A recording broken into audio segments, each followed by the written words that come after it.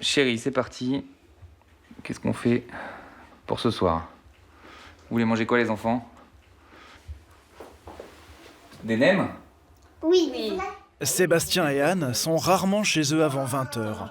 Lui est publicitaire, elle, graphiste. Une fois par semaine, plutôt que de cuisiner, ils ont pris l'habitude d'aller sur cette application. Elle propose la carte d'une trentaine de restaurants autour de chez eux.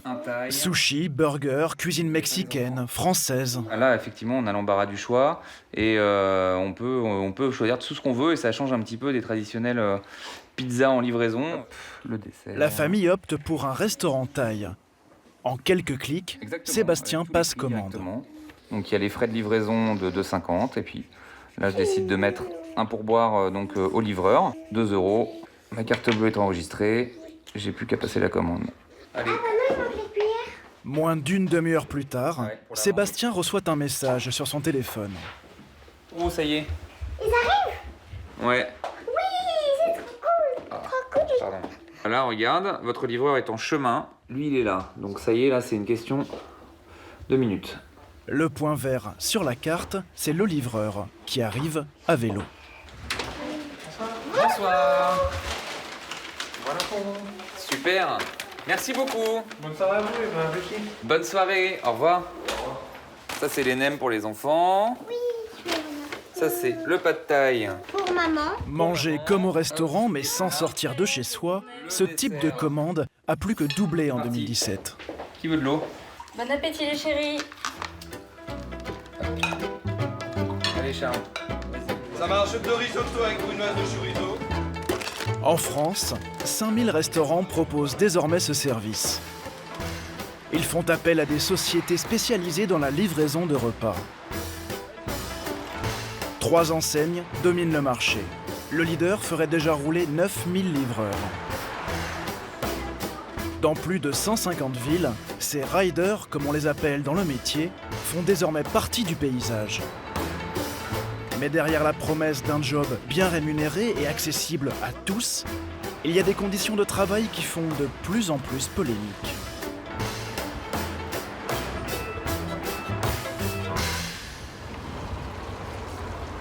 Il est 20h. Nicolas commence sa soirée de livraison. Il travaille aux heures des repas, 6 jours sur 7, 40 heures par semaine. Un bac S en poche, ce passionné de voyage finance ses périples à la force des mollets. Les yeux rivés sur son téléphone, il suit l'itinéraire indiqué par l'application Foodora. Direction, un restaurant hawaïen du 17e arrondissement de Paris. Derrière le comptoir, les tablettes numériques où s'affichent les commandes effectuées par les clients. Bonsoir, c'est la commande numéro 43. Merci. Merci. Bonne soirée. Merci, au revoir. Voilà, donc là, je mets que je l'ai récupéré. Et donc là, j'ai l'adresse du premier client. 2 km. 2 km, c'est la moyenne. C'est des distances moyennes. Après, on est surtout sur du 1,5 km, 2 km. L'application est censée calculer le temps raisonnable pour parcourir cette distance. Là, 10 minutes pour arriver chez le client. Nicolas est payé 7,50 € de l'heure et touche en plus une prime de 2 à 4 € par course. Plus il en fait, plus elle augmente. Il a donc tout intérêt à ne pas traîner. En moins de 6 minutes, il est arrivé. Comment vous connaissez le code? Alors les clients, ils donnent les codes et les noms d'interphone. Ou alors, si on les a pas, on les appelle. Oui, bonsoir, c'est pour la commande Foodora.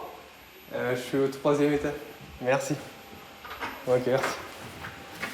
Bonsoir. Bonsoir. Merci. Merci C'était beaucoup. bonne soirée. Passez une bonne soirée. Au revoir. Au revoir. Quand les gens donnent des pourboires, c'est à peu près entre 1 et 2 €. Voilà. Moi, je fais à peu près 400 commandes par mois. Si chacun me donne 1 €, c'est pas rien. Grâce à ses 400 commandes par mois, Nicolas fait partie des coursiers les mieux payés de la plateforme. Bonne soirée. Au revoir. Pour un job à plein temps, il touche jusqu'à 2 500 € mensuels.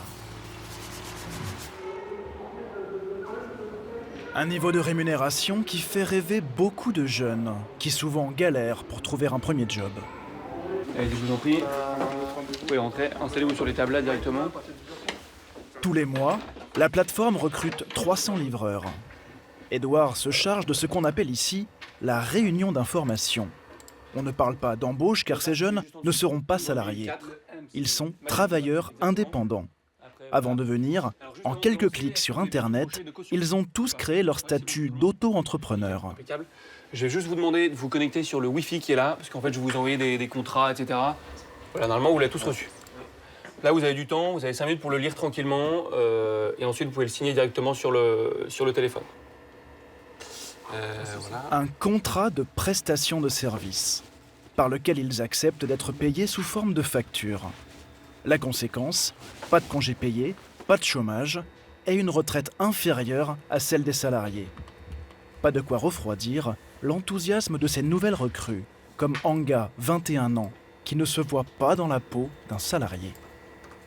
Franchement, je ne me vois pas travailler à toucher le SMIC pendant 10 ans ou 20 ans. En plus de ça, on te stresse tout le temps, tu es obligé de partir au travail.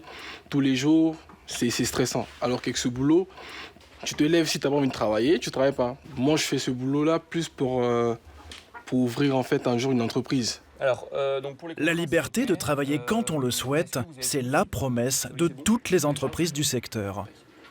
Pour gérer leur planning, les livreurs installent une application sur leur téléphone. Ça sert à vous inscrire sur ce qu'on appelle des shifts. Un shift, c'est quoi? C'est un créneau sur lequel vous allez vous inscrire et travailler ensuite. Vous voyez ici, là, vous voyez ma souris, le créneau, là, donc de midi à 15h, il est disponible parce qu'il est assuré, d'accord? Est-ce qu'on peut prendre des longs shifts en fait? C'est-à-dire à partir de 11h jusqu'à 22h? Exactement. En fait, les restos marchent de 11h30 jusqu'à 23h le soir. Donc c'est toi qui as la liberté, tu fais exactement ce que tu veux, d'accord? Mais le nombre de livreurs par créneau horaire et par quartier est limité.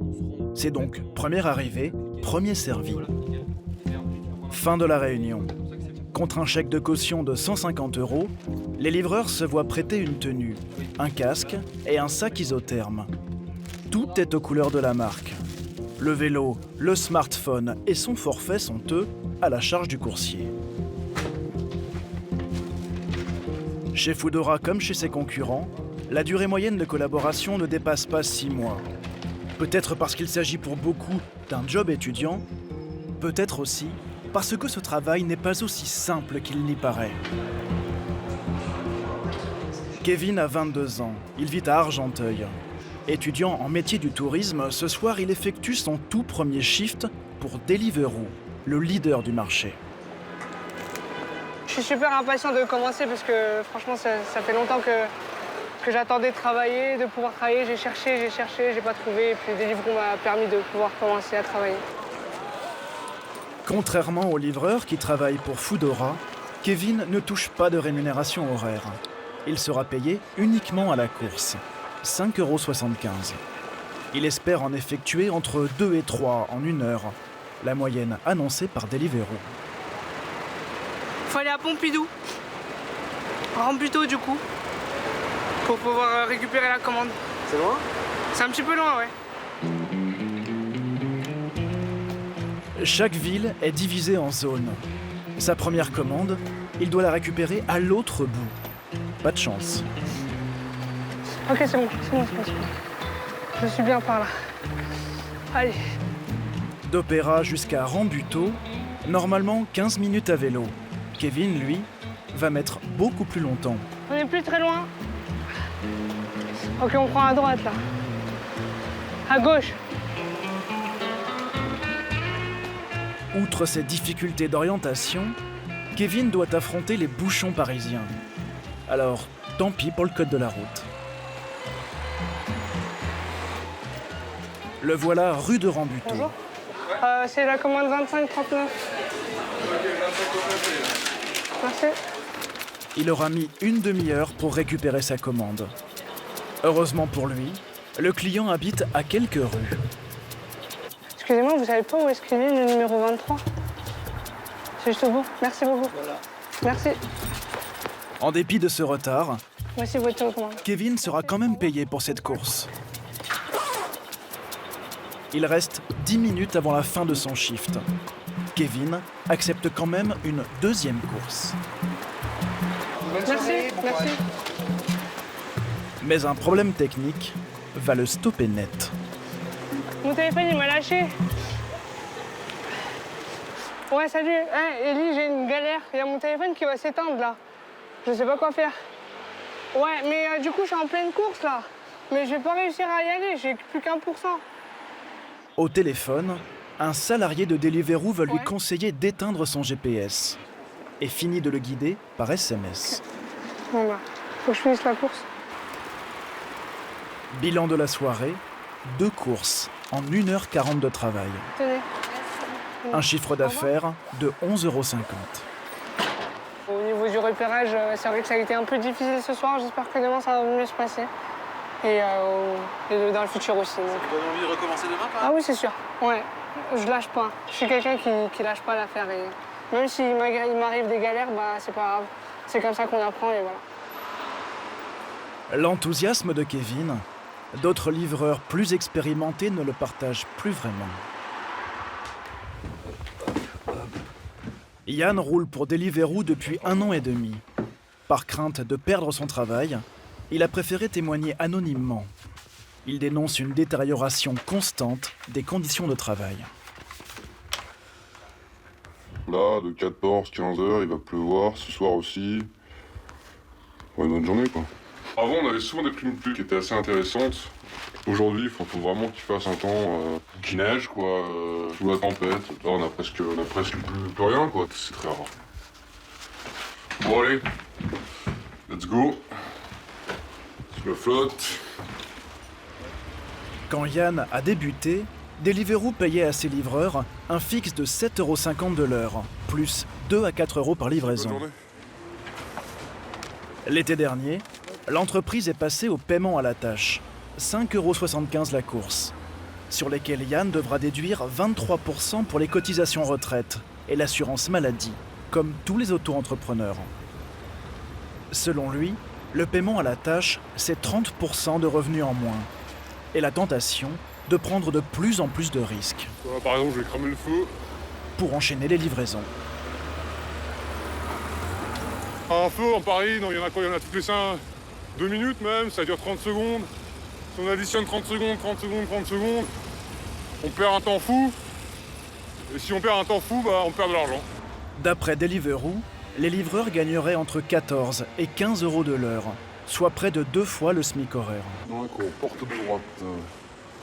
Ok. Ce jour-là, et malgré les risques pris, Yann va se retrouver loin du compte. Je fais 4 courses en 2 heures, ce qui fait 11,25 € de l'heure. Ce qui est pas génial, puisqu'à cela on doit enlever les charges, les frais d'entretien du vélo. Au final, il aura touché 1 € de plus que le SMIC horaire. Face à ces accusations de pousser les cyclistes à prendre toujours plus de risques, Hugues Descosses, le PDG de Deliveroo France, renvoie les livreurs à leur responsabilité. Vous savez, les chauffeurs de taxi sont aussi payés à la course. Après, c'est une question de responsabilité de chacun, de respecter le code de la route, par exemple. Oui, griller un feu, ça fait gagner 1 minute. Ça ne fait pas un avantage particulier sur le nombre de courses faites à l'heure. Par contre, ça fait prendre un risque supplémentaire, ce qui est une très mauvaise idée. D'autant qu'en cas d'accident, l'indemnisation des préjudices subis par le livreur n'est pas toujours garantie. La prise de risque permanente pour toujours plus de courses, Aziz l'a connue pendant 2 ans, jusqu'à la chute, à pleine vitesse. En arrivant ici, la chaîne a été cassée. Du coup, j'ai tombé sur le guidon, là-bas. C'était devant le restaurant de Mathieu. Là, ça fait un petit moment quand même. Ouais, ça fait plus de 3 mois. Il est tombé, la tête a tapé juste sur le poteau là, et j'ai vu le guidon rentrer dans le ventre. Et les pompiers sont arrivés, il avait une bosse comme ça qui ressortait du bide. Aziz est victime d'une perforation de la paroi abdominale. Il passe 10 jours à l'hôpital et subit 2 opérations. Ses frais de soins sont pris en charge par le régime social des travailleurs indépendants auquel il cotisait. Coucou, ça va? En rentrant chez lui, où il vit avec sa compagne Mona, il décide de faire jouer l'assurance que Deliveroo propose à ses livreurs. afin d'être indemnisés des préjudices corporels subis.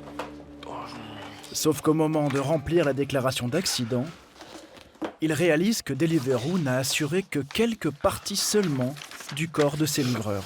Il y a juste la tête, les membres supérieurs et les membres inférieurs. Ils n'ont pas assuré le torse. Aziz n'a donc droit à aucune indemnisation. C'est prend les gens pour des machines ou je ne sais pas, mais ce sont des êtres humains. Lorsqu'on assure, on assure un être humain de la tête aux pieds, quoi. Cet être humain, il a besoin d'un cœur pour pédaler, des poumons, et voilà quoi. Je comprends pas comment ils ont pu faire un truc pareil, quoi. Deliveroo précise que le choix de n'assurer que tête, jambes et bras s'explique par le fait que ces organes sont les plus fréquemment touchés lors des chutes. Assurance, rémunération, volonté d'être reconnu comme salarié plutôt que comme indépendant. Depuis quelques mois, la grogne monte chez les livreurs. Des fois, on va dans Saint-Lazare, Sans rien nous dire, c'est ça qui me dérange. Le 25 janvier dernier, une centaine d'entre eux se sont rassemblés dans plusieurs points de Paris et symboliquement, pour une soirée, ont refusé de livrer leurs clients.